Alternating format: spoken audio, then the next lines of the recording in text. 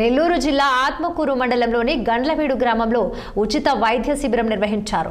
ఆత్మకూరులోని శ్రీ వెంకటేశ్వర ప్రజా వైద్యశాల, డాక్టర్ విజయం దొరసానమ్మ మెమోరియల్ ట్రస్ట్ సంయుక్త ఆధ్వర్యంలో ట్రస్ట్ సభ్యులు తోడేటి అశోక్ నిర్వహణలో ఈ వైద్య శిబిరాన్ని ఏర్పాటు చేశారు.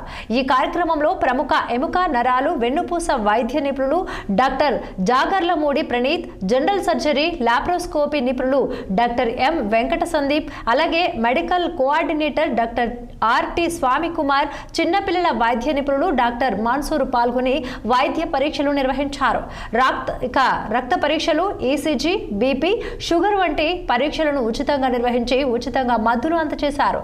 ఈ కార్యక్రమంలో గ్రామ సర్పంచ్ దొరస్వామి నాయుడు, అలాగే శ్రీనివాసులు నాయుడు, ఇజ్రాయెల్తో పాటు గ్రామ పెద్దలు పాల్గొన్నారు.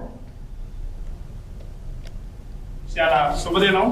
ఎందుకంటే నాకు తెలిసి 60 సంవత్సరాల వస్తున్నా కూడా గవర్నమెంట్ తరఫున క్యాంపులు జరిగాయి చేశారు, కానీ ప్రైవేట్ హాస్పిటల్ తరఫున క్యాంపులు పెట్టడం అనేది ఫస్ట్ టైం. ఇది సార్కి, పదికి సార్కి కూడా మరీ థ్యాంక్ తెలియజేసుకుంటాను.